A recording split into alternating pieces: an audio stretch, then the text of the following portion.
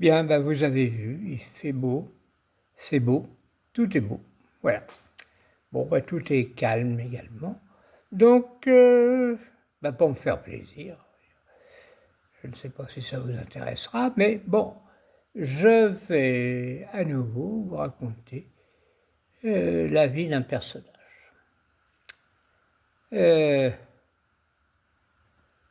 Aujourd'hui, je vais vous parler de l'homme qui a construit Paris.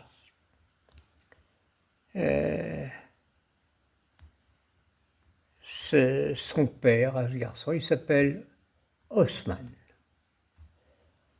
Son père est pasteur, tout d'abord, et deuxièmement, il a fait sa carrière pour l'État, étant intendant militaire de Napoléon III. Alors, il est élevé par ses grands-parents, sa mère ne se sentant pas capable de l'élever, donc il est élevé par ses grands-parents. Il fait ses études au lycée Condorcet à Paris et parallèlement, il est élève au Conservatoire de musique de Paris. Je ne sais pas ce qu'il a fait après, je n'ai jamais entendu parler de sa carrière de musicien, mais il devait donc avoir des capacités dans le domaine, des connaissances dans le domaine. Parallèlement, il fait son droit et à la fin de ses études, il rentre dans le corps préfectoral. Alors, il occupe différents emplois, de secrétaire, de conseiller, bref.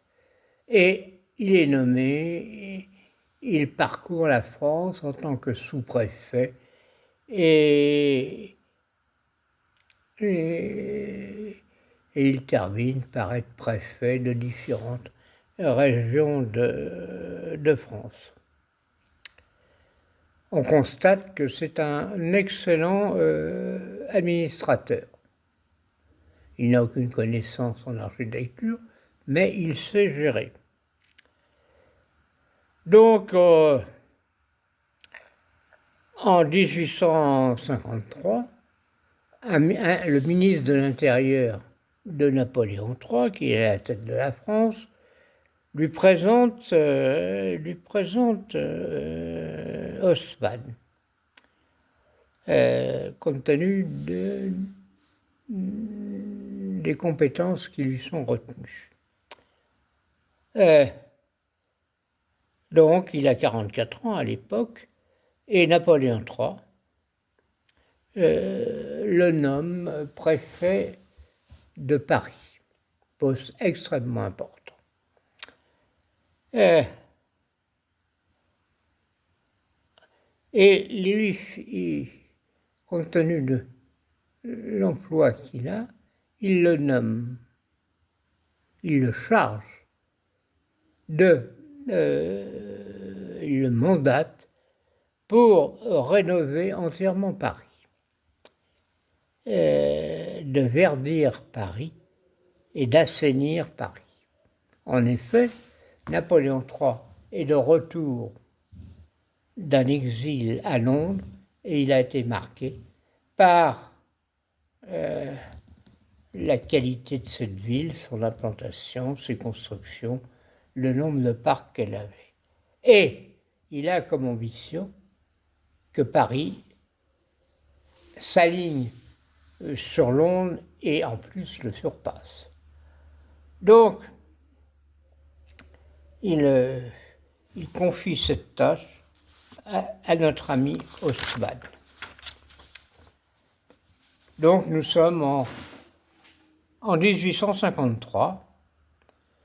À cette époque, Paris est insalubre, les rues sont étroites, on ne peut pas circuler avec des charrettes, on n'arrive pas à se croiser, les égouts n'existent pas, donc on répand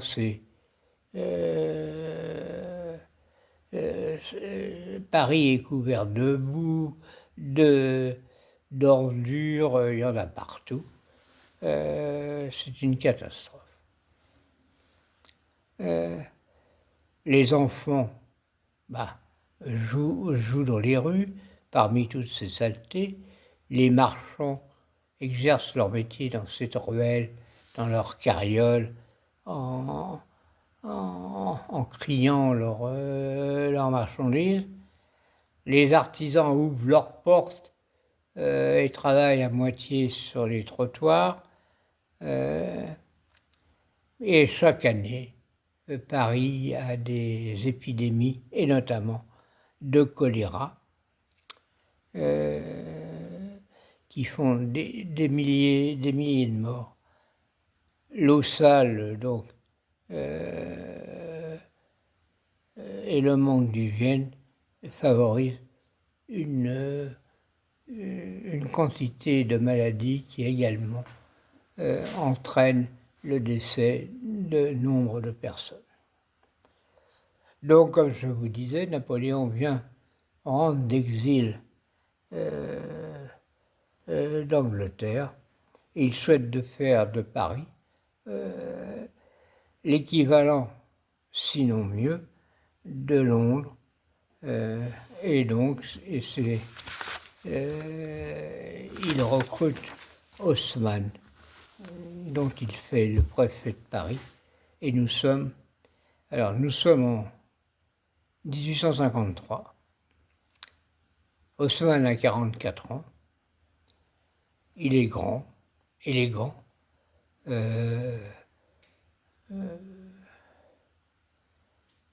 Il est doté d'une voix très, très puissante et d'un tempérament bien trempé. Autrement dit, il impose ce qu'il souhaite. Donc, la mission que lui a confiée Napoléon III, c'est de faire de Paris la ville la plus belle et la plus vivante du monde. Il accepte cette mission. Et dès qu'il a été nommé, il est monté à la Tour Eiffel. Non. Je fais une erreur, c'est pas la Tour Eiffel, elle n'est pas construite. Il monte à Notre-Dame et il scrute Paris. Et il voit l'état, il a sous les yeux la carte de Paris. Et là, son génie, son imagination fonctionne. Il imagine les grandes avenues qu'il faut pour structurer cette ville, les grandes avenues qu'il faut construire, les immeubles qu'il faut construire, les arbres qu'il faut planter pour amener à la fois de l'air et de la lumière, avec des trottoirs larges qui permettront aux Parisiens de se promener. Il faut que ces immeubles soient élégants et d'envisager la construction dans cette grande ville d'espaces verts. Et également, il souhaite construire un réseau d'égouts, doter que les gens puissent évacuer tout leur détritus et d'apporter dans chaque maison de l'eau. Quel projet! C'est énorme, j'avoue qu'on se trouve devant un tel chantier, il faut avoir de l'étoffe, comme on dit. Donc, à cette époque, donc on est en 1853, avant de construire, il va falloir démolir. Donc, une armada d'ouvriers arrive du plus profond de la France et de l'étranger pour participer à ce chantier gigantesque.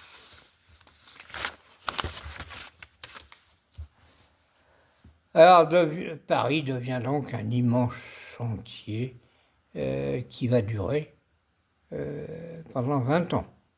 C'est pas rien. C'est une vie.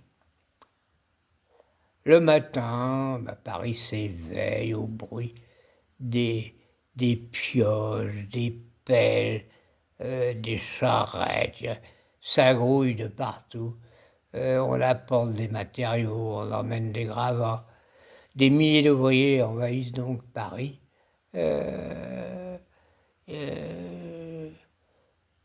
pour réaliser participer à ce chantier gigantesque. On détruit tout. Les habitants miséreux qui occupaient ces lieux insalubres de Paris sont exilés à la périphérie de Paris pour les reloger, et on commence à... C'est ce qui deviendra les banlieues de Paris.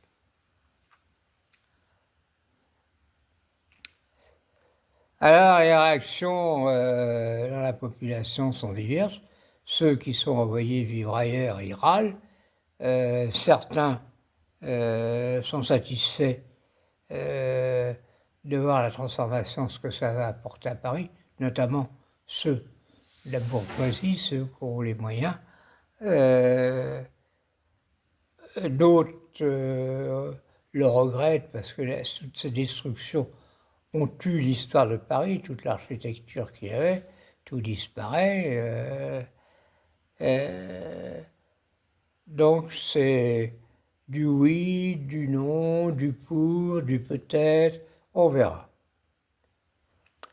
Mais compte tenu de son caractère, Haussmann, avec l'appui de Napoléon III, reste impassible et il trace son chemin et réalise ce qu'il a à faire. Le premier grand chantier, compte tenu des premier grand chantier qu'il lance, outre les destructions qui sont partout, dans tous les quartiers, il y a des destructions, on rase. Le premier grand chantier qu'il met en route, c'est la construction et la mise en place d'un axe nord-sud dans Paris qui sera le boulevard Sébastopol. Je ne sais pas si vous voyez très bien, mais ça va permettre qu'il donne sur les bords de ce boulevard, il va y avoir donc des habitations, mais il y a la gare du Nord et il y a la gare de l'Est. Voilà, et ça va aboutir jusqu'au centre de Paris, à la République.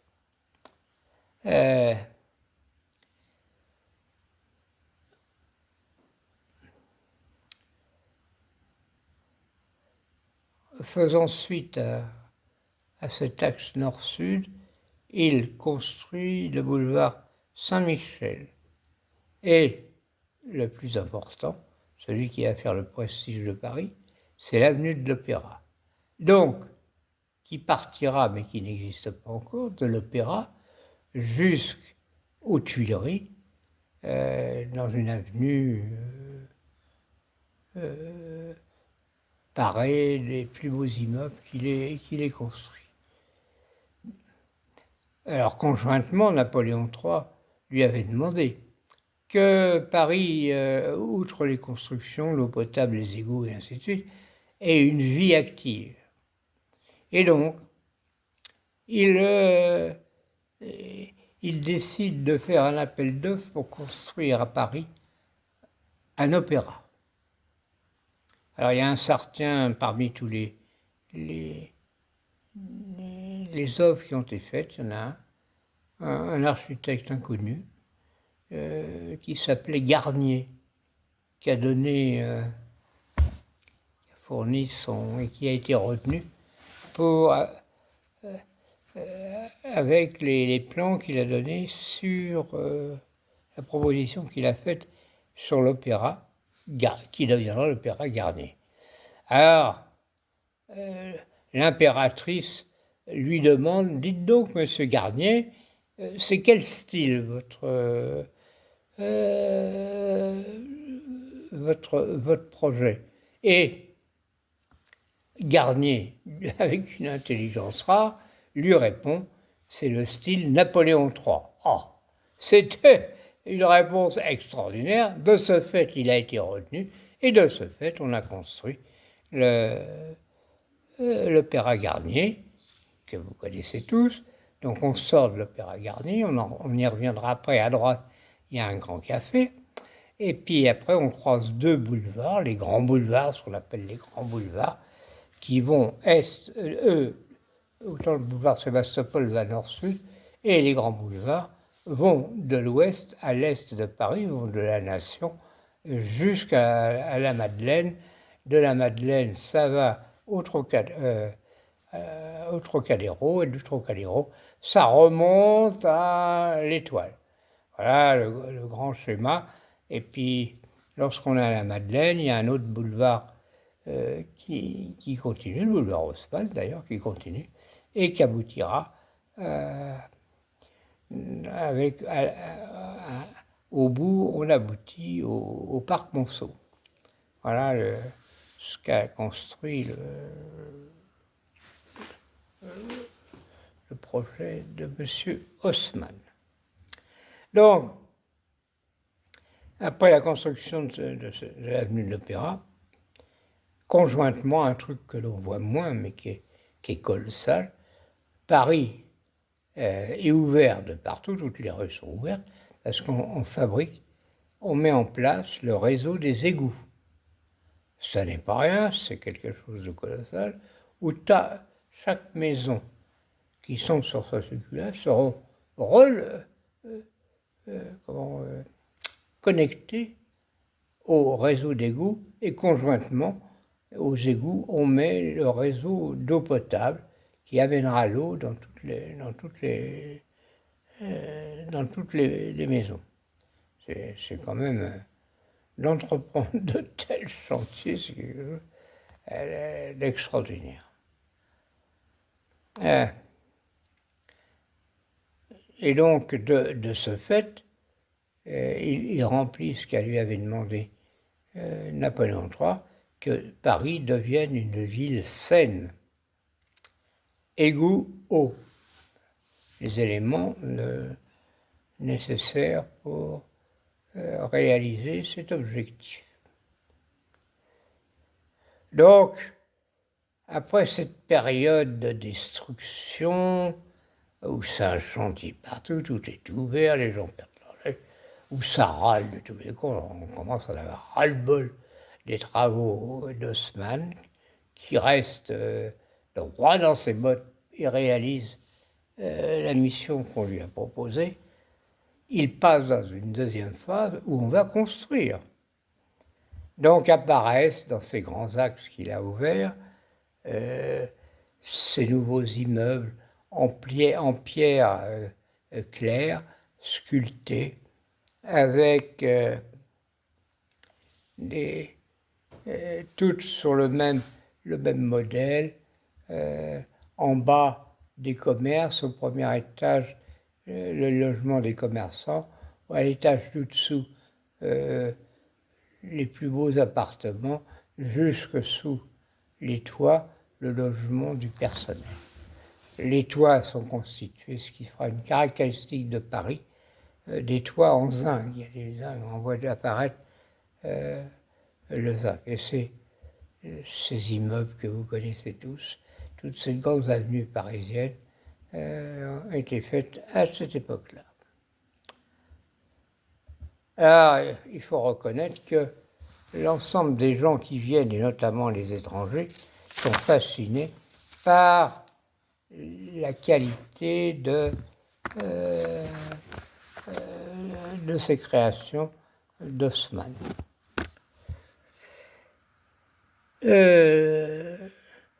La presse d'opposition au régime commence à écrire des critiques sur Haussmann. Et il l'accuse notamment de dépenser des sommes astronomiques pour la destruction de Paris. On ne parle que de destruction, on ne parle pas encore de construction. Et il le surnomme d'ailleurs l'artiste de la démolition. Lui, Haussmann, reste, comme je vous disais, droit dans ses bottes. Il ne tient absolument pas compte de ce qui se passe, bien que au niveau du pouvoir de Napoléon III, on entend les rumeurs, les griefs qui peuvent être faits. Toutefois, Napoléon III continue à appuyer l'action d'Haussmann.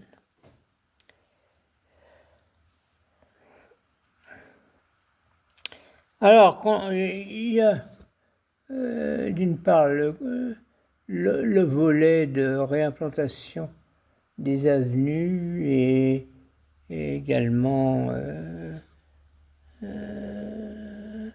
les constructions, mais parallèlement, pour faire face à ce que lui a demandé Napoléon III, il construit des espaces verts. C'est quand même quelque chose une entreprise qui est fabuleuse. Donc, il s'attaque, il construit un espace monumental que vous connaissez tous bien. On va faire, quand je vais vous dire tous ces endroits où ils sont très familiers, il y a donc le bois de Boulogne, qui se trouve donc à l'ouest de Paris.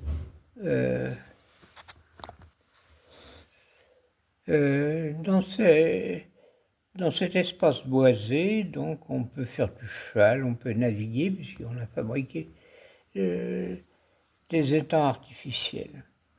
Donc pour balancer la création à l'ouest de Paris, il construit, il élabore, il plante ce qui va devenir le bois de Vincennes, qui donc va faire le pendant, et il implante au sein de ce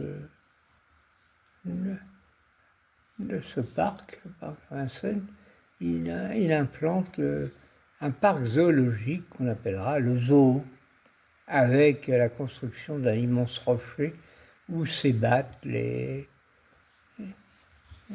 singes d'Afrique, et avec toutes des animaux qui fait venir des colonies françaises, et qui donc existent toujours et que j'ai fréquenté, que vous avez tous fréquenté. Conjointement à ces deux grands bois qu'il a élaborés, apparaît au nord-est de Paris les buttes Chaumont. Là aussi, dans les buttes Chaumont, on implante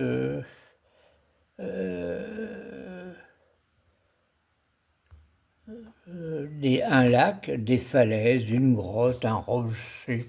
Bon, donc tout le monde vient se promener là. Et bien sur le rocher, on fait un labyrinthe. Donc c'est un endroit très utilisé par les Parisiens.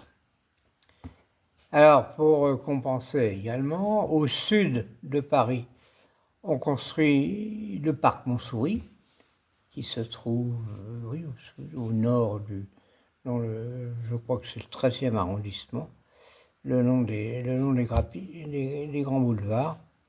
où l'on vient se promener. Il y a des grandes allées, des arbres.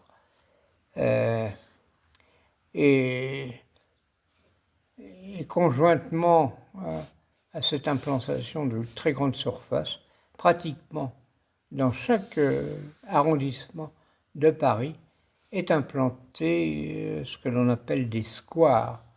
Donc c'est un endroit qui dépend de la ville de Paris, où les enfants peuvent venir jouer. Il y a notamment, je me souviens très bien, parce que je l'ai fréquenté étant enfant, il y a des bacs à sable où on faisait des pâtés, où on jouait. Quand j'y repense, je ne sais pas quel était au niveau sanitaire, si c'était très simple. Bon, bah, bref, toujours est-il, quand on jouait là-dedans, on avait beaucoup de plaisir. Et puis, dans certains squares, d'ailleurs, il y avait des manèges, ce qu'on appelait les chevaux de bois. Un truc où il y avait un mec, à l'époque, il n'y avait pas de moteur, il y avait un gars qui avait une grosse manivelle et qui tournait les engrenages là, pour faire tourner le manège. Alors dans ces manèges, je ne sais pas si vous les avez connus peut-être. Alors il y avait pendouillé une ficelle avec des anneaux. Alors on était sur son cheval, sur le cheval de bois. Alors on avait une baguette. Alors quand le manège tournait, l'objectif c'était de rentrer sa baguette dans l'anneau qui pendouillait. Et si on captait l'anneau, et ben on avait gagné un tour gratuit. J'avoue que j'étais assez bon, le souvenir que j'en ai, et je faisais beaucoup de tours gratuits. Voilà, c'était. Je dois dire que je n'en vois plus, sinon dans les fêtes foraines où on voit un mec qui tire une ficelle avec un nounours, il faut attraper la queue. Mais les dés sont pipés parce que chaque fois qu'on arrive, il soulève la queue du nounours. Bref, ça n'a plus le même charme, et la queue du nounours, je les trouve toujours très dégueulasses. Bon, bref.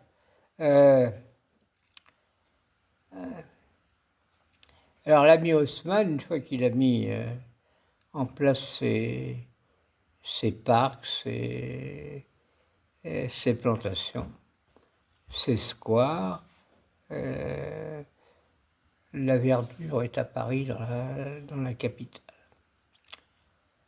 À ce moment-là, conjointement à ce que lui a demandé, il faut donner de la vie à la ville de Paris.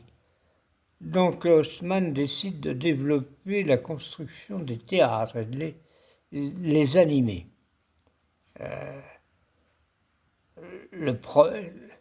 Sa première construction a été l'Opéra Garnier, c'est pas rien. Donc il a ouvert cette grande avenue qui mène de cette place jusqu'aux Tuileries. Et là, il fait un appel d'offres pour construire un opéra. Là, il y a un gars complètement inconnu, un petit architecte qui s'appelle Garnier, alors qui répond à l'appel d'offres, l'ami Garnier, et au stupeur, c'est lui qui est retenu. Et alors, chose extraordinaire, donc l'impératrice le convoque. Bonjour, monsieur Garnier, j'aime bien votre projet, mais vous faites ça dans quel style? Alors, l'intelligence de la réponse de cet architecte Garnier, il dit, madame, le style que j'ai créé, c'est le style Napoléon III. Oh, la qualité de la réponse, et ben, pof. Donc l'impératrice décide, merci monsieur Garnier, nous retenons votre projet. Donc on construit l'opéra que tout le monde connaît dans un style qu'on appelle Napoléon III, qui est le centre je trouve, avec l'Étoile et là, c'est le centre de la capitale. Donc nous sommes en 1875 pour la construction de ce bâtiment. Alors,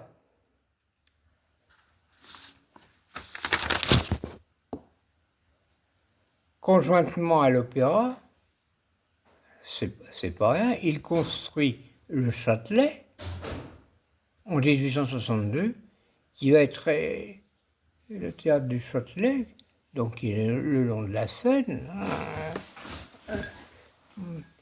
Près, pour ceux qui connaissent, du bazar de l'Hôtel de Ville. Et là, c'est réservé aux concerts et à des opéras populaires. Alors que l'opéra est réservé à des opéras classiques et à des ballets. Alors, il construit un autre théâtre qui s'appelle le théâtre du Vaudeville, qui est réservé aux comédies légères, le Vaudeville. On prend des pièces à caractère léger.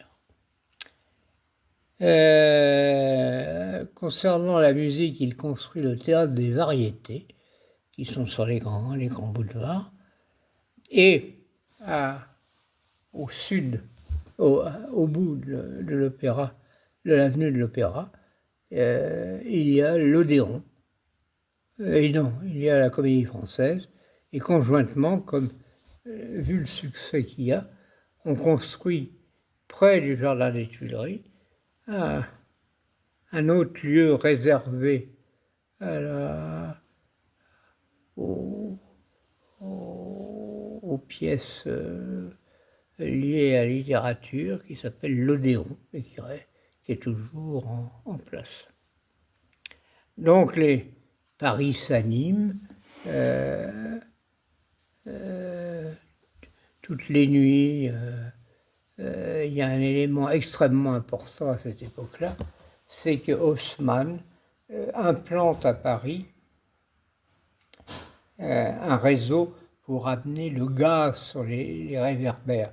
Jusqu'à ce maintenant, tous les soirs, il y avait des gens qui passaient, qui allumaient des chandelles.